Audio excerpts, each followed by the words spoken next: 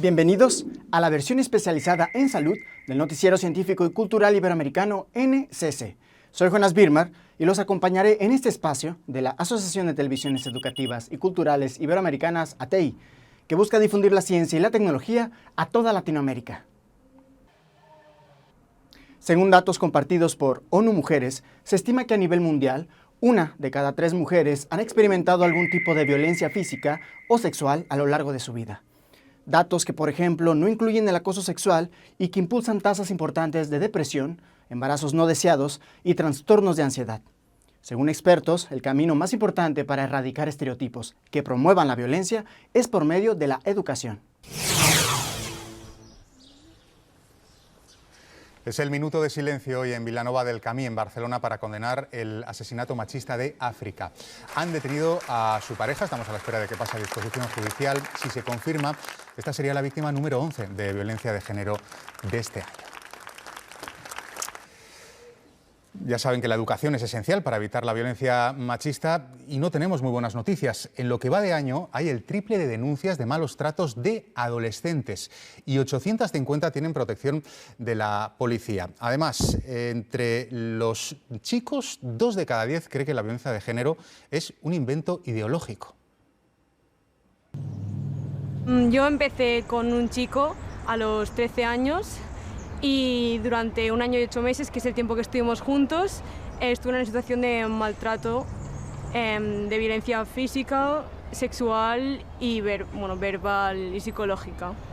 Empezó así, pues un control, con los celos, y luego pues ya era pues más manipulación para que me alejara de mis amigas. Aceptar y reconocer que eres víctima de violencia de género es lo más difícil. El círculo de los amigos y la familia a veces advierte, pero están tan sometidas y con una autoestima tan baja que suelen negar que tienen un problema. Yo me lo iba creyendo, iba comprando su discurso y no era capaz de abrir los ojos y ver de lo que me estaba pasando era realmente algo serio. Carla comparte su historia para ayudar a otras adolescentes a detectar que sufren situaciones de control emocional. 1 de cada 5 chicas reconoce haberlo vivido, mientras los estudios revelan que entre los chicos crece el negacionismo. Cualquier fuerza política que lo niegue está al final negando una realidad y eso tiene un impacto en la sociedad. Las redes sociales ofrecen un mayor nivel de riesgo y el uso de la tecnología aumenta la capacidad de acorralar a la víctima. Es muy preocupante el incremento de conductas de riesgo a través de las nuevas tecnologías que dan información personal a un potencial acosador con la que chantajear, con la que extorsionar, con la que amenazar. Los expertos insisten, educación con perspectiva de género en casa y en las aulas es el único camino para erradicar estereotipos machistas en las relaciones de pareja. El cáncer de mama es una grave enfermedad que puede ser curada si es detectada a tiempo. Está demostrado que una rutina mensual de autoexploración ayuda a reducir muertes. Una práctica muy importante que ayuda al reconocimiento de la zona para identificar posibles cambios o anomalías. A continuación, la doctora Ana María responderá a algunas dudas sobre el método de autoexploración de mamas.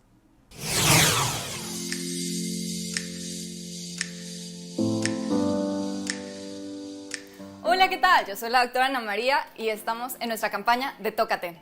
Si todavía tienes dudas de cómo autoexplorarte, no te preocupes, yo te voy a enseñar. ¡Ay! No. Eso no se puede, ¿verdad? No se preocupen. Ahorita vamos a resolverlo. Para eso, encontramos unas mamas que no serán censuradas. Vamos a iniciar levantando los brazos y después bajándolos. De esta manera, nuestras mamas tienen que subir y tienen que bajar a ese ritmo. Para empezar nuestra palpación, con una mano sobre la nuca, vamos a comenzar. Vamos a subir esta mano y con nuestra otra mano vamos a empezar revisando desde la región de la axila. Vamos a ir bajando hacia toda nuestra mama. Vamos a hacer movimientos verticales. Podemos hacer movimientos circulares, movimientos hacia afuera o hacia adentro. Lo importante es que no se te olvide ningún espacio. Al final vamos a encontrar nuestro pezón y vamos a exprimir. No tiene que salir absolutamente nada. Cuando terminemos con esa mama, bajamos ese brazo, subimos el siguiente y vamos a hacer lo contrario. Que no se te olvide autoexplorarte cada mes. Eso nos va a ayudar a tener una adecuada prevención del cáncer de mama. Un documento filtrado a principios de mayo acusaría a la Corte Suprema de Estados Unidos de intentar revertir un derecho constitucional que inspiró la defensa del derecho al aborto en todo el mundo. Ante tal posibilidad, movimientos feministas a favor de los derechos reproductivos se mantienen alerta en el país norteamericano. Días después de la filtración de documentos del Tribunal Supremo, Leslie Templeton ve su misión más clara que nunca. La activista de derechos reproductivos se prepara para hablar en una concentración frente al Tribunal Supremo. Quiero que la gente se dé cuenta de que el aborto es un servicio sanitario que salva vidas. Si Roe se anula, se perderán vidas. Para esta joven de 25 años, la lucha por el derecho al aborto es algo personal. Forma parte del tercio de mujeres estadounidenses que viven con alguna discapacidad, algo que hace más probable que sufra graves complicaciones durante el embarazo. Temo por la vida de las mujeres con enfermedad renal. No sabes lo que te depara el futuro. Es una cuestión de vida o muerte. Y para muchos, esa realidad es aterradora. Todas luchamos por vivir. En su lucha por los derechos de las mujeres discapacitadas, el arma elegida por Leslie es la protesta. También quiere representar a quienes no pueden asistir físicamente a la manifestación. Junto con jóvenes activistas de todo el país, está llevando este asunto a las puertas del Tribunal Supremo, en Washington.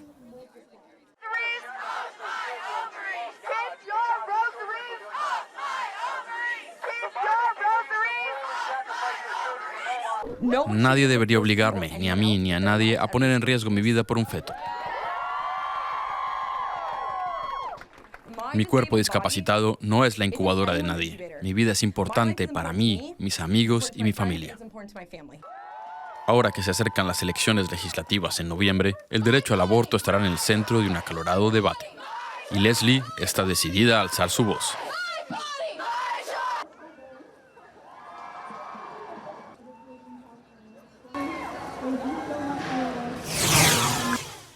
Las restricciones derivadas de la pandemia están disminuyendo. Incluso ha desaparecido por completo el uso de cubrebocas en algunos lugares. Una nueva fase de la pandemia nos permite viajar a donde por 2 años no pudimos. Incluso nos da la oportunidad de ver las caras de las personas al andar por la calle. Aunque para muchos, desprenderse de estas medidas toma algo de tiempo. Así es como se vive el levantamiento de las restricciones en el Perú. Lima y 4 provincias más de Perú vivieron este domingo su primer día desde el inicio de la pandemia en el que la mascarilla no es obligatoria al aire libre, pese a lo que muchos ciudadanos optaron por mantenerla en el país con la tasa de mortalidad más alta del mundo por COVID-19. En el centro de Lima, Rubén Díaz, ya sin mascarilla, se refirió a la medida anunciada por el gobierno peruano el pasado 23 de abril, pero puesta en marcha este 1 de mayo. Porque nos da una esperanza de ya trabajar normalmente, ¿no?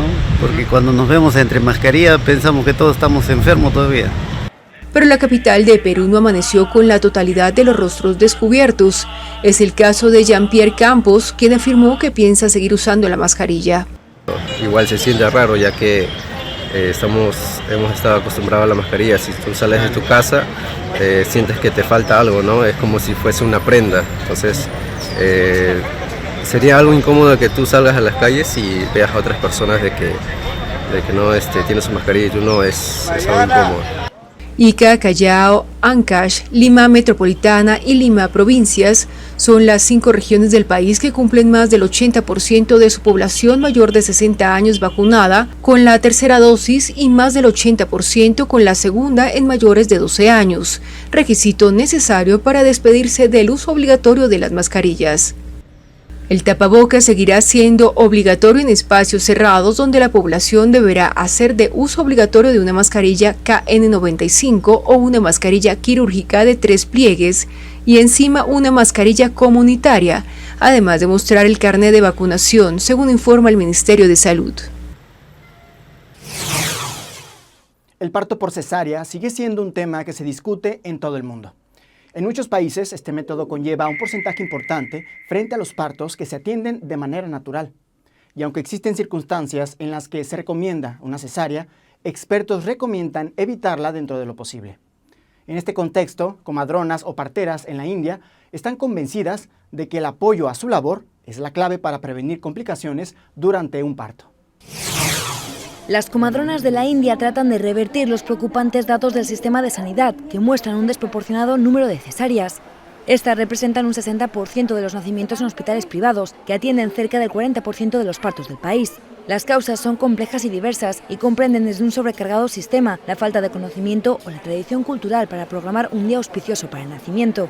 Esto es preocupante, ya que la Organización Mundial de la Salud estima que hasta un 80% de los nacimientos podrían ser por parto natural. Obviously, midwife ఉంటేనే మాకు చాలా సపోర్టివ్గా అనిపించింది, ఎందుకంటే labour pain start అయినప్పటి నుంచి ఎండింగ్ వాళ్ళకి head position కనిపించేంత వరకు మిడ్వైఫ్సే మాకు పక్క నుండి సపోర్టివ్గా చెప్తారు. సో వాళ్ళ లేబర్ పెయిన్స్ ఎలా తీయాలి అనేది చెప్తారు. Las autoridades han lanzado un programa para fomentar las matronas especializadas en estándares internacionales, dispuestas a llegar a los centros primarios remotos, revertir los indicadores, reconstruir el derecho al parto digno y reducir las muertes. En los salones de la Escuela de Enfermería, una treintena de mujeres estudia las técnicas para el parto natural con estos maniquíes, con los que simular la situación del parto o identificar las emergencias. Y es que otro dato preocupante es la alta tasa de mortalidad. En la India nacen al año 26 millones de bebés, una quinta parte de los nacimientos que ocurren en el mundo, y cada minuto uno de esos bebés muere, según datos oficiales de UNICEF. Avances en temas de regulación, así como el intento por desarrollar una nueva industria, han hecho que los últimos meses sean históricos en temas de cannabis en Latinoamérica. Un mercado que crece a niveles acelerados en el mundo. Hasta hoy, el cannabis medicinal es legal solo en algunos países de la región, como Chile, Argentina, Perú, México y Colombia. Veamos cómo este último está aprovechando el desarrollo de esta industria. En un país donde los carteles del narcotráfico dominaban los cultivos de marihuana, ahora son las grandes empresas farmacéuticas extranjeras y nacionales quienes tienen el poder. El cannabis es un negocio bien importante para los diferentes países, especialmente para los países que actualmente tenemos la regulación. Creemos que Colombia, al ser pionero en la regulación, tiene una oportunidad que debemos aprovechar. Creemos que es un negocio, pues hacer nuevo es un negocio en el que estamos entendiendo a saber cómo funciona y tenemos o vemos un potencial gigante. Beneficios que se han proyectado desde hace más de 5 años, cuando en el 2015 el Senado aprobó la posesión de semillas y cultivos de cannabis, con fines farmacéuticos y medicinales. Para cultivo de cannabis medicinal en Colombia, la regulación en este momento, el decreto más importante es el decreto 811, pues es un decreto que regula toda la cadena agroindustrial desde principio hasta fin. Entonces, con ese decreto lo que logramos fue hacer una regulación mucho más acorde con el mercado, tanto internacional como el mercado interno. Sin embargo, aún hay muchos obstáculos legales para lograr un crecimiento en el mercado. En estos momentos que hace falta que la terminen de reglamentar, y es básicamente que el gobierno establezca cómo va a funcionar la exportación. La ley ya está, hace falta simplemente la reglamentación. Digamos que el mercado ya va a poder tener mayor acceso a lo que actualmente estamos nosotros intentando y desarrollando producir. Hasta el momento, el país cuenta con más de 240 licencias aprobadas repartidas en 7.300 hectáreas. Nosotros, una vez caracterizamos las semillas, manejamos un proceso de clonación y básicamente lo que hacemos son plantas madre a través de un cultivo in vitro. Estas plantas madre se cosechan semanalmente después de tener una altura determinada y lo que cosecha básicamente son esquejes. Aún así, en un país manchado por la historia del narcotráfico, incursionar en productos como la hoja de cannabis puede llegar a ser todo un reto. Digamos que la cultura en general ya está viendo con mucha más apertura el tema del cannabis y yo creo que esto pues digamos que es reconocido que es una tendencia mundial. Ahora el cannabis funciona para todo. Dice la gente que no cree todavía en el tema. Y el cannabis funciona para todo por 2 razones sencillas. El CBD es un perfecto antiinflamatorio y muchas de las enfermedades son causadas por una inflamación. Entonces de ahí vienen dolores, de ahí vienen diferentes situaciones que el CBD puede controlar. En pacientes con enfermedades degenerativas o con procedimientos invasivos, el cannabis es un medicamento eficaz para mitigar el dolor. Yo tengo artrosis en las manos. Mientras está el proceso de la inflamación, que se tuerce la falange, el dolor es brutal. Sí, la marihuana me ha servido. Yo creo que eso es una bendición el cannabis es una bendición, el medicinal. He mejorado, no totalmente, pero he mejorado, digamos, un 80%. Armando Romero, un paciente con sospecha de esclerosis lateral amiotrófica, también ha recorrido un largo camino de la mano del cannabis. Es una enfermedad que tiene 3 características. La primera es que es degenerativa, no tiene cura y es mortal. Yo voy a medicina alternativa, voy hace mucho tiempo a bioenergética, pero ahorita estoy cambiando a esto del cannabis. Además, quienes lo recomiendan son expertos que ven a esta planta como un medicamento eficaz desde tiempos inmemoriales. Se habla, por ejemplo, de uso medicinal de la marihuana en culturas antiguas en India, en Asiria, en Grecia, en África, en Sudamérica. Y hoy en día se utiliza parte de la marihuana, no el delta tetrahidrocannabinol, sino el cannabidiol, por ejemplo, se utiliza como antiemético en pacientes con cáncer, por ejemplo. En el año 2020, la industria del cannabis medicinal dejó una ganancia de más de $5 millones en exportación y se estima que en el 2030 sean $1.700 millones, esperando que cada vez sea aún más aceptada por la sociedad colombiana. El término cardiopatías se asume a las enfermedades relacionadas al corazón, cualquiera que ésta sea su naturaleza. Se manifiesta a través del estrechamiento de los pequeños vasos sanguíneos que suministran sangre y oxígeno al corazón. Aunque existen muchos tipos de enfermedades relacionadas a este órgano, en el caso de la estenosis aórtica, hablamos de una afección cardíaca que puede ser congénita o se puede desarrollar con el tiempo. ¿Qué es la estenosis aórtica? Es una cardiopatía que puede ser congénita o adquirida. En otras palabras, el paciente puede nacer ya con la válvula parcialmente tapada o en otras ocasiones nace con una válvula sana, pero conforme avanza el tiempo y con la edad, la obstrucción puede aparecer e ir progresando. En este video nos vamos a enfocar en la variedad congénita. La estenosis aórtica congénita representa entre el 3 y el 7% de todas las cardiopatías. Habitualmente se presenta en asociación con algunas otras cardiopatías. Por lo tanto, su presentación en forma aislada es poco frecuente.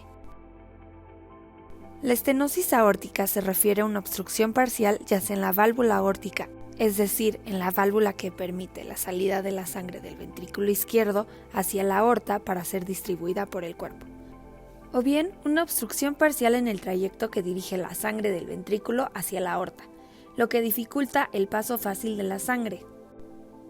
Cuando el paciente tiene esta cardiopatía, el ventrículo izquierdo debe hacer más esfuerzo para sacar la sangre de la cavidad.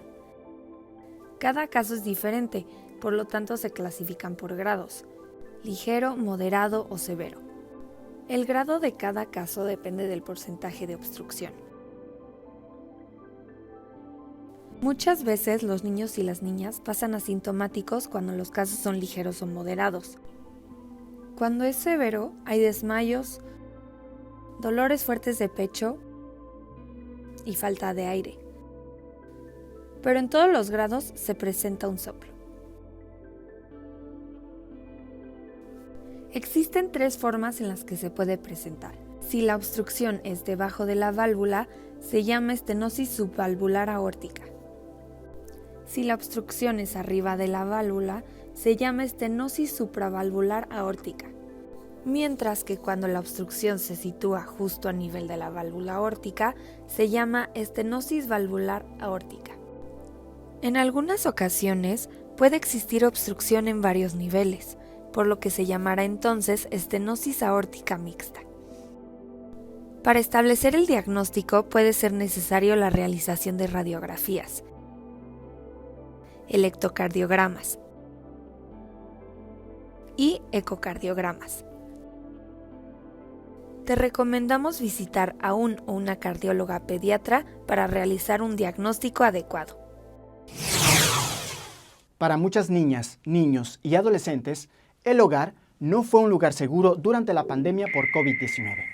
Un acontecimiento que logró incrementar los niveles de violencia doméstica en muchos países, pero también de abuso sexual en contra de menores, impulsada en gran medida por la cantidad de tiempo que se pasa en Internet a raíz del confinamiento. Una situación que las autoridades en Australia no están dispuestas a tolerar. La pandemia de COVID-19 ha traído consecuencias más allá de la salud, algunas de gravedad, como el aumento de abusos sexuales en línea contra niños de todo el mundo. Es una tormenta perfecta. La gente pasa más tiempo en casa, en confinamiento, más tiempo en línea, tanto agresores como víctimas. En Australia, la Policía Federal recibió más de 21,000 denuncias de abusos sexuales contra niños en los 12 meses anteriores a junio, 7,000 más que el año anterior. Los pederastas se han valido de redes sociales y sitios de videojuegos donde se hacen pasar por jóvenes, youtubers o incluso artistas famosos para hablar con menores. Los investigadores también han visto foros específicos en los que se debatía sobre las oportunidades que se presentaban durante el COVID, y uno de estos foros contaba con más de 1,000 miembros. En la web oscura, en el mismo periodo que el año pasado, hemos visto una duplicación del intercambio de explotación infantil. Y como mencioné, algunos de estos sitios web están fallando y van a la Internet común para realizar su negocio también. Existen otros casos en los que los menores son impulsados a realizar actos sexuales o eróticos que son transmitidos en vivo en sistemas de mensajería como Line, donde son observados hasta por cientos de personas mientras sus padres creen que solo pasan tiempo en su habitación. Es un tipo de crimen horrible y desgarrador y repugnante. Creo que siempre ha estado ahí. El hecho de que estamos haciendo más y más avances, y parece que casi cada 2 días hay una historia en los medios de comunicación acerca de alguien que ha sido arrestado. De hecho, muestra que nos estamos adelantando en el juego. Pero según ONGs y autoridades, el problema afecta sobre todo a países en desarrollo. El gobierno filipino registró un alza del 260% de denuncias de abusos contra niños entre marzo y mayo, periodo de estricto confinamiento en el país. Gracias por acompañarnos en este viaje informativo en el Noticiero Científico y Cultural Iberoamericano NCC, especializado en ciencias médicas y tecnología de la salud. No se pierdan las emisiones especiales de Ciencia, Tecnología y Cultura con Iván Carrillo y Ana Cristina Olvera. Gracias a los socios de ATEI, que a través de sus plataformas hacen posible esta transmisión. También gracias a las agencias informativas AFP, EFE, Notimex, Xinhua, Euronews y Deutsche Welle. Visiten nuestra página noticiasncc.com. Utilicen nuestra aplicación móvil y síganos en nuestras redes sociales. Nos encuentran como NCC Iberoamérica. Soy Jonas Birmar. Cuídense mucho. Nos vemos en la próxima.